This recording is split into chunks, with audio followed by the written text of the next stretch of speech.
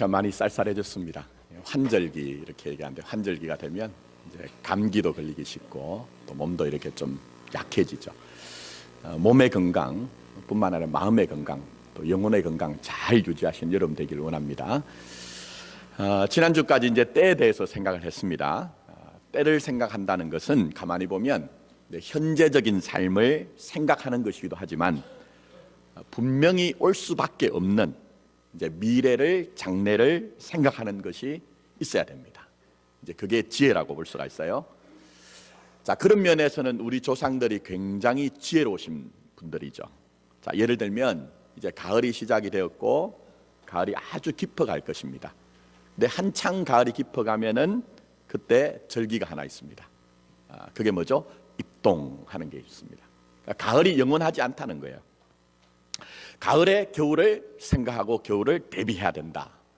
참 지혜롭다고 이렇게 생각이 돼요. 자, 그렇다면 봄에 여름을 생각하고 여름에 가을을 생각하고 또 여름에는 이제 가을을 생각하는 거, 가을은 또 어떻게 됩니까? 겨울을 생각하고 겨울에는 봄을 생각하는, 그게 이제 지혜라고 볼 수가 있죠.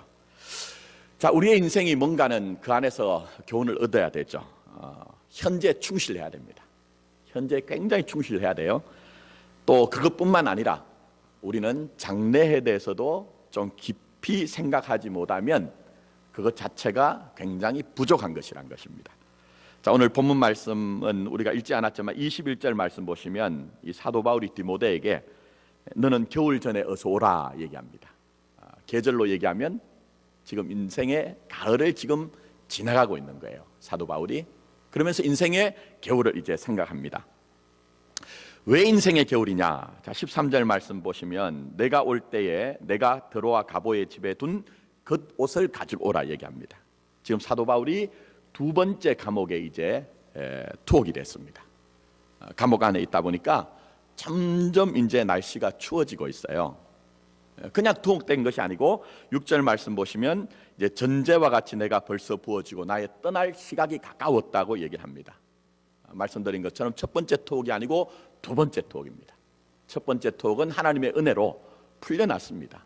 그래서 스바나, 요즘으로 얘기하면 스페인까지 가서 그렇게 복음을 전파했지만 이제는 더 이상 풀려날 가망이 없다는 것을 압니다. 자기 인생의 마지막 때가 가까웠다는 거예요.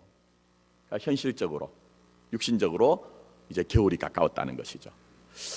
자, 그것뿐만 아니라 이 사도 바울에게는 이제 마음과 영혼에도 겨울이 다가왔어요. 자, 지금 그의 곁에 사랑한 사람이 아무도 없습니다. 이런저런 이유 때문에 함께하지 못하고 있습니다. 자, 10절 말씀 보시면 데마는 이 세상을 사랑하여 나를 버리고 데살로니가로 갔고 그리스에게는 갈라디아로, 디도는 달마디아로 갔고. 어떤 게 느껴지세요, 여러분? 사람이 정말 어려울 때가 언제일까요, 여러분? 정말 내가 힘들다, 어렵다. 뭐 여러 가지가 있겠지만 내 곁에 아무도 없다는 그 느낌이 들 때, 그때 그 고독이, 그 외로움이 정말 우리를 힘들게 하거든요. 때로는 그렇게 친근했던 사람들이 전부 다 자기 사정 때문에 함께하지 못합니다. 더 심각한 것은 때로는 배신의 등을 보이고 떠나가는 때에 우리가 겪게 되는 그 외로움과 고독은 우리 자신의 인생의 삶을 굉장히 처절하게 하거든요. 자, 그런데 지금 사도 바울이 지금 그것을 겪고 있단 말입니다. 자, 그런데 물론 이제 보시면은 10절에 그리스게와 디도, 12절에 두기고는요, 하나님의 사업을 위해서 자신이 이제 가기도 하고 보내기도 했다, 그렇게 얘기를 하고 있어요. 그러니까 아무리 내 형편이 있지만 하나님의 나라 일을 생각하고 그 일이 계속돼야 된다는 거예요. 계속돼야 된다는 거예요. 그래서 가기도 하고 보내기도 하죠. 그러니까 내 사정보다는 더 큰 대의를 생각한 것입니다. 내 사정보다는 하나님의 나라를 생각한 것이고 복음의 진보를 위해서 지금 사도 바울이 이렇게 하고 있어요. 여러분, 성숙한 믿음이 어떤 믿음일까요? 성숙한 믿음. 성숙한 믿음이란 것은 제가 볼 때 다른 것이 아니라 믿음이 점점 성숙하면 할수록 내 사정과 내 판단 전부 다 내려놓고 더 큰 대의를 생각하는 거예요. 하나님의 나라 생각하고 주님의 뜻을 생각하는 힘이 있을 때 성숙한 믿음이라고 합니다. 근데 대부분 그렇지 못해요. 대부분 그렇지 못합니다. 하나님의 나라가 어떻든 복음의 진보가 있든 없든, 교회가 어떻든 믿음이 약한 사람이 시험에 들든 들지 않든 아무 상관이 없는 그런 어떤 행동들이 우리에게 나타나죠. 그러면 아무리 그 사람이 나는 의라고 해도, 진실이라고 해도 그 사람은 시원찮은 사람인 거예요. 부족한 사람인 거예요. 왜? 더 큰 대의를 생각하지 못하기 때문인 것입니다. 저는 우리 교회가 또 오늘 예배 가운데 있는 여러분들이 이 사도 바울처럼 내 사정도 중요하지만 더 큰 하나님의 나라를 볼 수 있는 눈들이 열려지길 원합니다.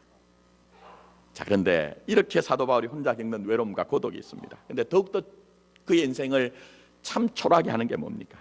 자, 다시 한번 열어보시면 데마에 대해서 이렇게 얘기를 하고 있어요. 데마는 이 세상을 사랑하여 나를 어떻게 했다고 하죠? 버리러 가라고 얘기합니다. 그죠? 버리고 갔다. 이 말 속에 얼마나 그 짠한 안타까움이 있는지 몰라요. 특별히 이 데마라는 사람은 성경에 보면 한 3번 정도 기록이 됩니다. 자, 그런데 사도 바울이 이 데마를 평가하는 것이 조금씩 달라집니다. 자, 첫 번째 빌립보서에 보시면은 그게 빌립보에서 그를 향해서 얘기하는 것이 빌레몬서 1장 24절에 나오는데요. 나의 동력자라고 합니다. 얼마나 귀한지 몰라요. 나의 동력자라고 얘기합니다. 자, 그런데 골로새서 4장에 가면은 이런 설명이 없어져요. 그냥 그의 이름을 데마라고 얘기합니다. 그러다가 결국은 마지막에 오면 디모데후서 4장 말씀에 보시면은 세상을 사랑하여 사도 바울을 버리고 떠난 사람이란 평가가 있다는 거예요, 여러분. 우리가 여기서 알 수 있는 게 뭘까요, 여러분? 우리가 때로는 많은 사람들을 만나는 과정 중에 어떤 분들은요, 처음에는 정말 괜찮았는데 나중은 시원찮은 분이 계시더라는 거예요. 근데 어떤 분들은 처음에는 별 볼 일이 없다고 생각했는데 만나면 만날수록 정말 그 안에서 진국이라고 할까요? 어찌 그렇게 만나면 만날수록 괜찮은 사람이라는 느낌들, 판단들이 올라오는 경우가 있죠. 그럼 대만은 어떤 경우입니까, 여러분? 가면 갈수록 처음보다 나중이 못한 사람이라는 거예요. 처음에는 사도 바울과 동역하기로 했습니다. 그러나 사도 바울 여러분 형편 생각해 보세요. 세상의 영광이 전혀 없습니다. 오히려 함께하면 할수록 불편합니다. 오히려 이 사도 바울과 함께할 때 이 사도 바울처럼 나도 저 감옥에서 인생을 끝내는 것이 아닌가 하는 그런 걱정들이 있었던 것 같아요. 그래서 오늘 여기에 이 대만은 사도 바울을 두고 떠났던 것이죠. 어떤 면에서 처음에는 사도 바울을 통해서 큰 감동을 받은 것 같습니다. 그래서 동역자로 출발합니다. 동행자로 출발합니다. 그러나 가면 갈수록 어떻게 됩니까? 결국은 내 삶의 형편을 따라서 내가 원하는 것들이 이루어지지 않으니 결국은 사도 바울을 떠나는 사람이 되었다는 거예요. 사도 바울이 갈라디아서 3장 3절에 갈라디아 교인들을 향해서 이렇게 외칩니다. 호통을 칩니다. 너희가 이같이 어리석으냐?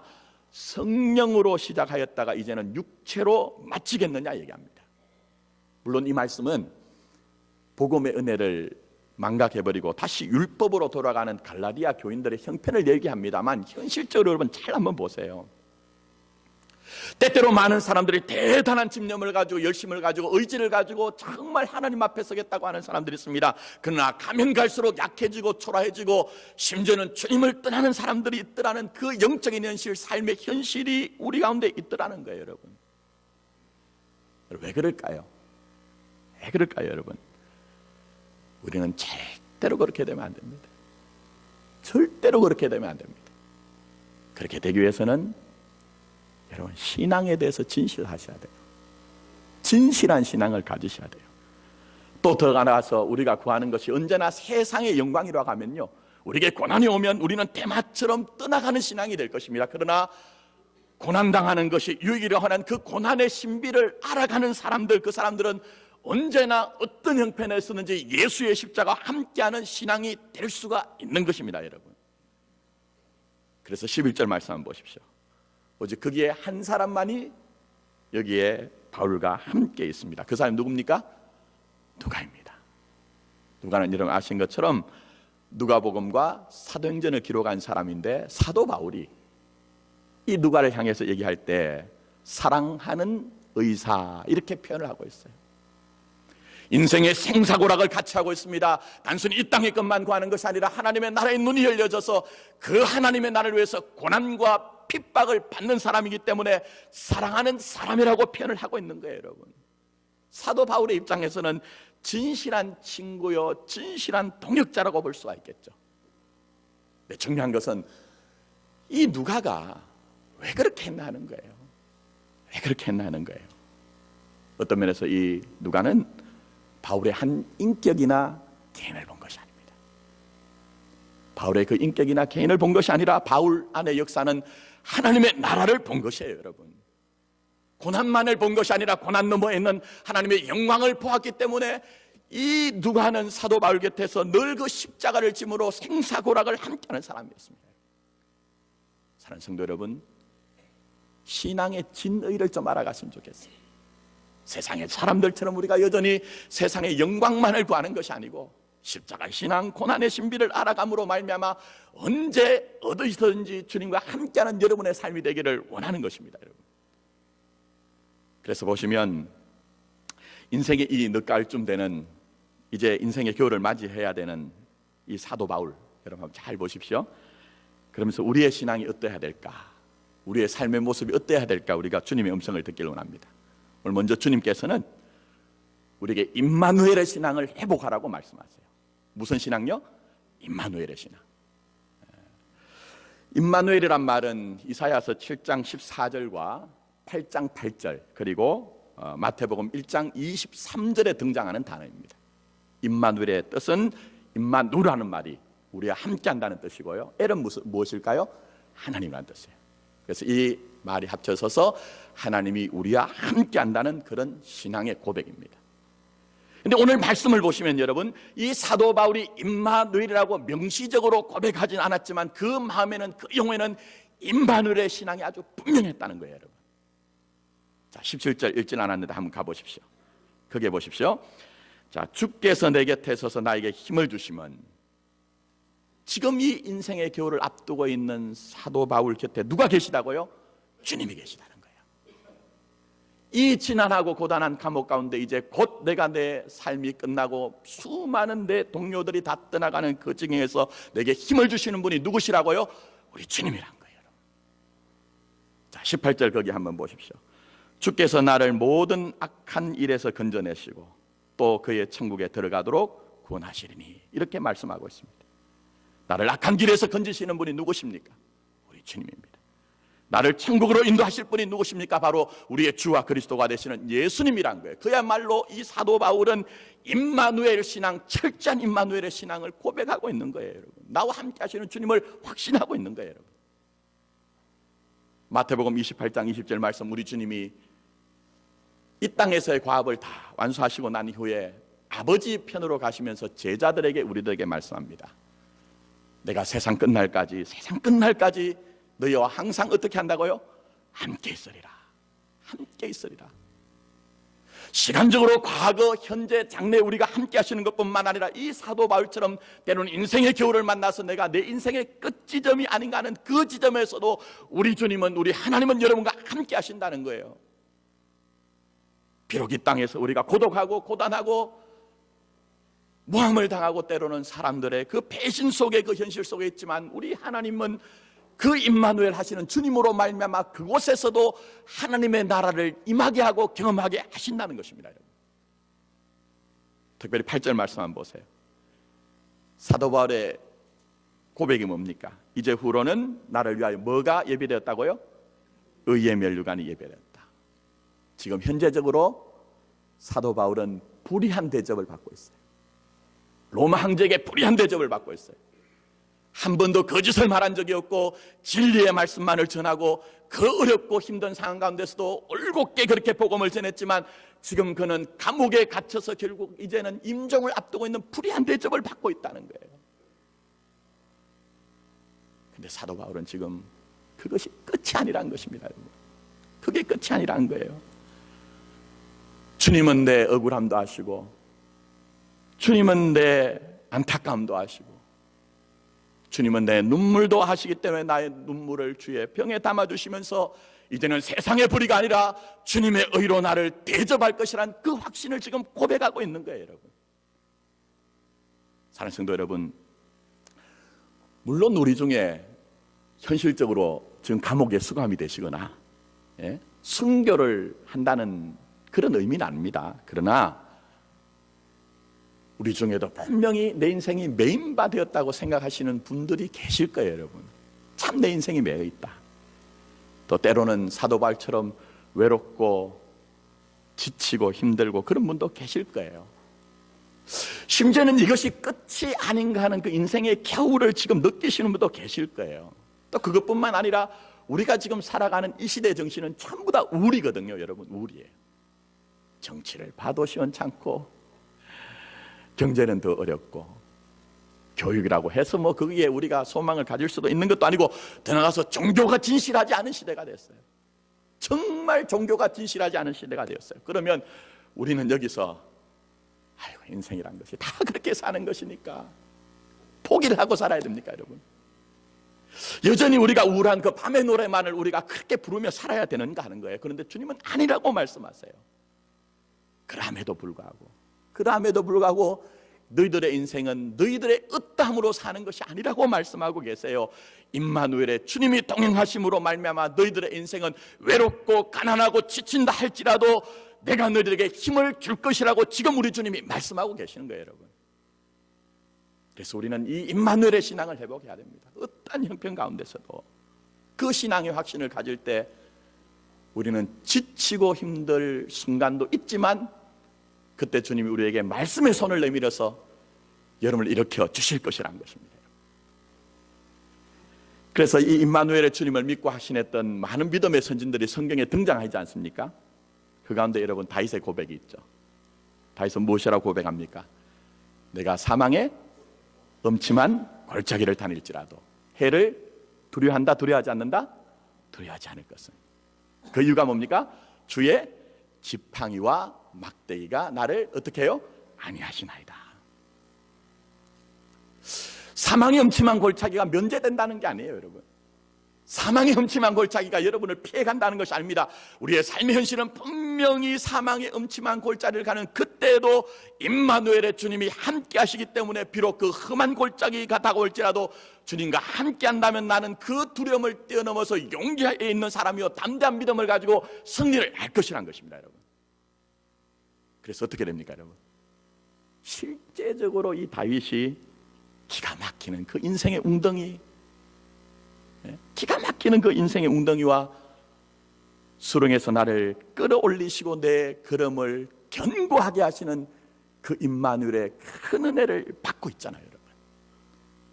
또 더 나아가서는 이 사도 바울이 임마누엘을 하시는 그 주님을 확신하기 때문에 인생의 겨울을 담대하게 맞이하고 있잖아요, 여러분.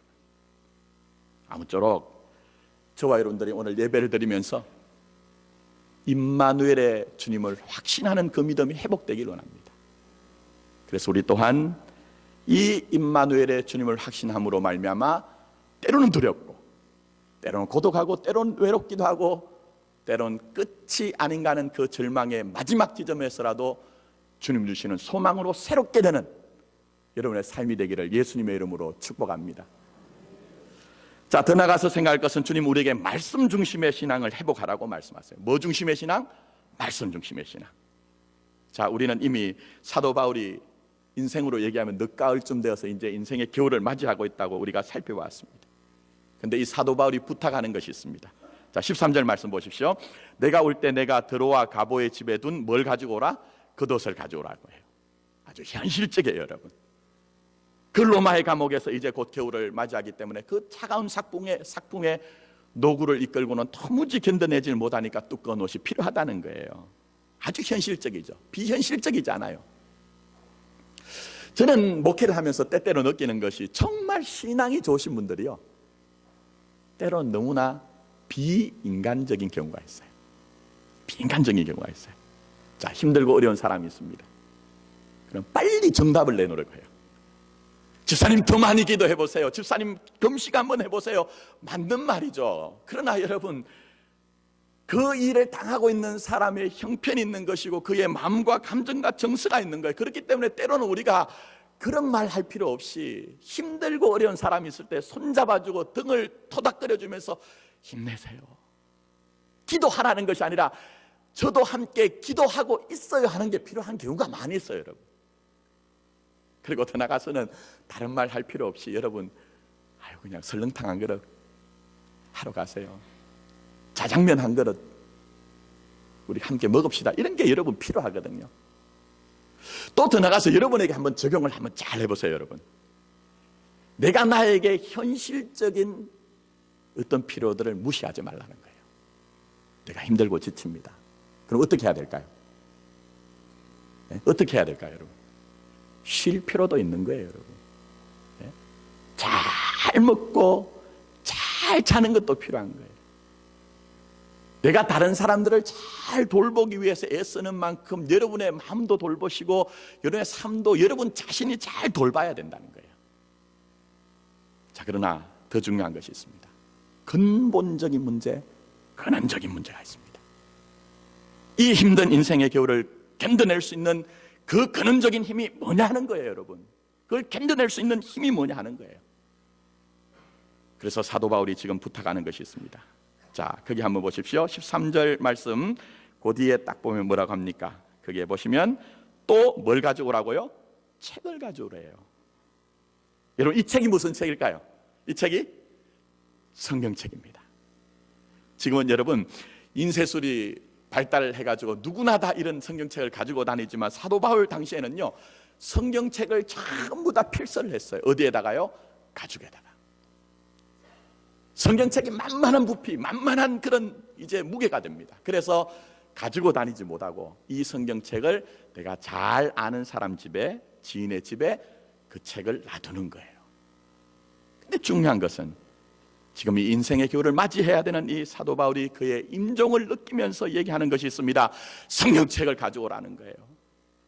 내 인생의 겨울을 이제 맞이해서 내 눈이 침침해 들어가고 내 시간이 얼마 남지 않았지만 하나님의 말씀을 내가 붙들겠다는 것에서 의지하겠다는 그 의지를 지금 표명하고 있는 거예요, 여러분.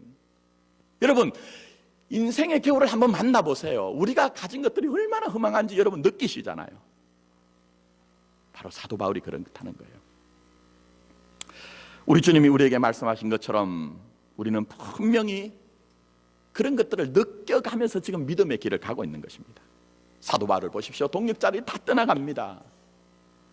당신 아니면 안 된다고 했던 사람은 심지어 그에게 배반의 칼을 꽂고 지금 떠나가고 있습니다. 심지어 14절 말씀 보십시오. 구리장색 알렉산드라는 사람은 그에게 걸림돌이 되고 그에게 아픔이 되고 그에게 해가 되는 그런 사람이었어요. 그런데 이때 사도 바울이 깨닫는 게 있었던 것 같아요. 풀은 마르고 꽃은 시드나 우리 하나님의 말씀만이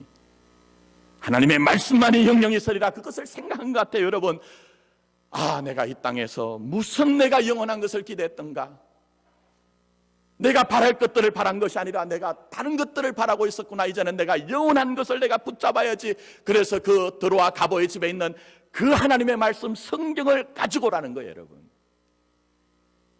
사랑하는 성도 여러분, 때로는 우리의 길이 안 보일 때가 있어요. 그러나 주의 말씀은 내 발의 등이요 내 길에 뭐라고 했습니까?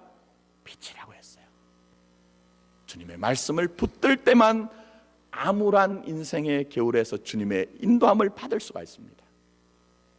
디모데후서 3장 17절 그 앞에 보시면 이 사도 바울이 하나님의 말씀에 대해서 이렇게 얘기합니다. 이는 하나님의 사람으로 온전하게 하며 모든 선한 일을 행할 능력을 갖추게 하려 합니다 얘기했습니다. 여기에 첫 번째 온전하게 하려 합니다 했습니다. 이 말은 사전적인 의미와 다릅니다. 완전이란 의미가 아닙니다. 무엇인가를 갖춰간다는 거예요. 여러분, 내가 이렇고 힘들고 지치고 외롭지만 그러나 하나님의 말씀이 나를 점점 더 갖춰가서 내가 이 외로움과 고독과 심지어는 죽음 앞에서도 담대한 사람이 되자는 거예요. 여러분, 더 나아서 오늘 여기에 사도 바울이 얘기하는 것이 있습니다. 모든 선한 일을 행할 능력을 갖추게 하려 합니다.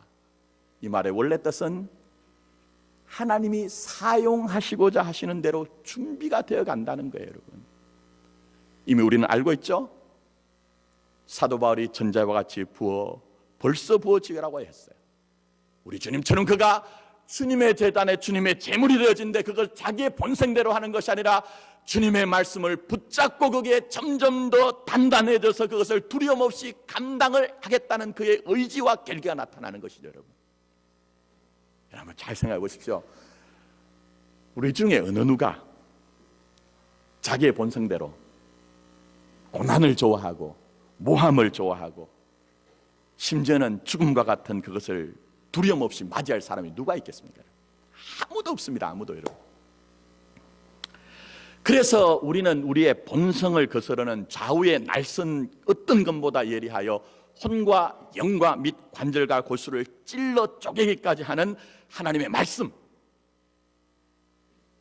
그 하나님의 말씀을 읽고 그 하나님의 말씀을 듣고 그 하나님의 말씀을 묵상할 때 그 한 말씀이 내게 쑥 들어와서 나의 육성과 본성을 찔러 쪼개기까지 하며 도력할 때만 우리에게 교훈과 책망과 바르게 함과 의로 교육하기 위한 말씀으로 말미암아 주님의 고난을 당할 수가 있다는 것입니다. 여러분. 사랑하는 성도 여러분, 여러분도 사도 바울처럼 분명히 인생의 겨울을 맞이해야 되는 순간이 있을 것입니다. 아니, 지금 이 순간에도 계절적으로는 가리지만 인생의 겨울을 지나가고 계신 분도 계실 거예요. 여러분. 그럼 어떻게 하시겠습니까? 여러분? 어떻게 믿는 자로서 우리가 이 인생의 겨울을 지나갈 것입니까? 이때를 견뎌낼 것입니까? 여러분, 여러분 묻습니다. 나는 하나님의 말씀을 가까이 하고 있습니까? 멀리 하고 있습니까? 기록된 하나님의 말씀과 선포된 하나님의 말씀이 내게 주신 나의 말씀으로 와닿습니까? 아니면 내가 정말 하나님의 말씀을 듣고 들어도 그것은 나와 아무 상관없는 것으로 지금 다가오고 계십니까? 여러분 마음속에 주여 한 말씀만 주옵소서, 주여 한 말씀만 주옵소서, 내 영혼을 살릴 수 있는 한 말씀만 주옵소서, 주여 한 말씀만 주옵소서, 내 가정과 자녀를 살릴 수 있는 한 말씀만 주옵소서, 주여 한 말씀만 주옵소서, 우리 교회를 살릴 수 있는 한 말씀만 주옵소서 하는 그 탄식과 간절함이 터져나오는 여러분의 영혼이 되기를 원합니다. 그럴 때만 여러분 살아날 수가 있는 거예요. 다른 방도는 우리에게 없는 것입니다. 여러분. 그래서 사도 요한은 우리 주님에 대해서 말씀이 뭐가 되어 오셨다고 하죠? 육신이 되었다고 하고 있습니다. 물론 이것은 2000여 년 전에 우리 주님이 성육신인 하신 사건을 설명하는 것이지만 이 안에는 아주 깊은 영적 원리가 있습니다. 우리의 인생의 겨울이라는 그 육적 현실이 있잖아요.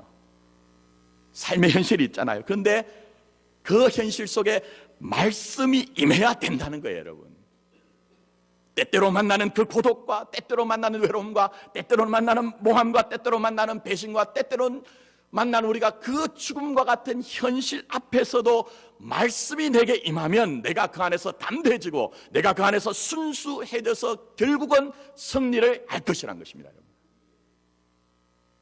이제 말씀했습니다. 아무쪼록 가을을 생각하는 이 계절에 임마누엘의 신앙을 회복하십시오. 우리의 신앙은 목사를 보고 믿자는 것도 아니요, 유력한 어떤 사람을 따라가자는 것도 아니요, 그 어떤 프로그램이 우리의 전부가 아닙니다. 여전히 나의 어땀이 아니라 그분의 어땀으로 함께 하시는 임마누엘의 주님이 여러분과 함께 하십니다. 떠나서 그 주님이 여러분이 주시는 말씀을 가까이 하십시오. 그 말씀이 내게 들어오면 나는 고독도 이기고 외로움도 이기고 심지어 죽음과 같은 어려움도 넉넉히 이겨서 결국은 주님의 의를 이룰 것입니다. 이런 은혜가 우리 교회와 여러분들에게 있기를 예수님의 이름으로 축원합니다. 아멘. 기도드리겠습니다. 우리가 가까이 해야 될 것과 멀리 해야 될 것이 무엇인지를 분별하길 원합니다. 이 가을 생각하자면 그냥 계절적인 가을이 아니라 사도 바울처럼 우리에게 다가오는 분명히 있어야 되는 겨울이 있다는 것을 알게 하여 주셔서 원하옵기는 말씀 가까이 하길 원합니다. 살았고 운동력 있는 말씀이 내 안에 들어올 때만 우리는 힘을 얻을 수가 있고 육적인 생각과 판단을 뛰어넘어서 하나님의 나라를 이룰 수가 있사오니 오늘 우리의 고백 속에 우리의 탄식 속에 주여 한 말씀만 주옵소서 하는 것이 터져나오게 하여 주셔보소. 또한 원하옵기는 우리 주님은 임마누엘의 주님이십니다. 우리가 언제 어디선지 우리 혼자 있는 것이 아니라 그와 같이 내버려두는 것이 아니라 주님은 세상 끝날까지 내 인생과 함께 한다는 것을 알고 주님과 여조동행하여 주님으로 말미암아 세상을 이기는 믿음이 되어지게 하여 주셔보소. 이 모든 말씀 예수님의 이름으로 기도드립니다. 아멘.